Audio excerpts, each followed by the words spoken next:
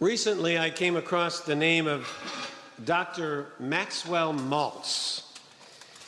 He lived, in the middle part of the last century, and he wrote several books, kind of in the genre of self-help books. In fact, some claim that he was one of the leaders in that whole self-help movement in the last century. But in fact, Dr. Maltz happened to be a plastic surgeon, and a highly respected one. And in one of the writings, one of his books, he shares an anecdote from his experience as a plastic surgeon. Apparently, there was a man who had been very badly burned in a fire. And he got these burns by trying to get into the house that was on fire that belonged to his parents to try to save them.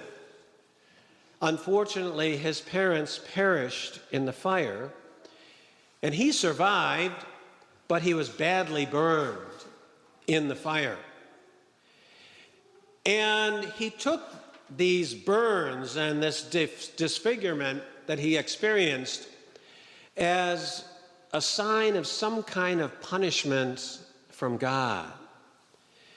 And he was really beside himself. His wife had a very difficult time getting through to him.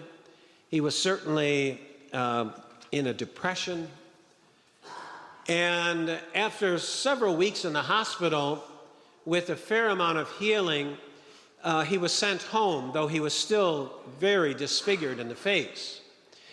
And because he was so discouraged and because he was so forlorn, thinking that this was somehow punishment, he just kind of went into his cave, became a recluse. He'd go into his bedroom at home and close the door. Wouldn't let anyone come in and visit to see him. In fact, he didn't even want his wife to see him very much. And she felt just kind of pushed away at this time of great difficulty for the man she loved. And so she went to this Dr. Maltz, the plastic surgeon, and she explained the whole situation to him. And he kind of showed her some compassion and relief, and he said, well, I would be happy to help.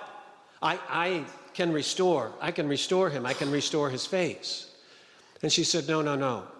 He refuses that. We've tried many, many times to get him to see a plastic surgeon, and he won't do it. He just stays in his room. And then Dr. Maltz said, well, then why are you coming to me? What can I do? How can I help? And the wife said, I want you to disfigure me so that I can enter into his pain and know what he's going through. And then maybe we can become close again. She was serious. Well, of course, Dr. Maltz refused her request, but was so taken up by the love of this woman for her husband that he himself said that he would go to her home with her. He wanted to talk to her husband. And so he did. And he knocked on the bedroom door that was closed and kind of introduced himself through the door and said that he, in fact, could help him, that he was a plastic surgeon, and he could really restore his face. There was no response. And then through the door, he explained to the husband what the wife had requested of him. And after a pause, the doorknob turned and the door opened. Today, we celebrate the birth of Christ. Today, we celebrate that incredible act of God, in a sense, putting aside his divinity to enter into our humanity, into the weaknesses, the limitations of being human, all but sin. Christ, in fact, took on our human disfigurements so that we all might be drawn closer to our God. It's a love that is almost incredible.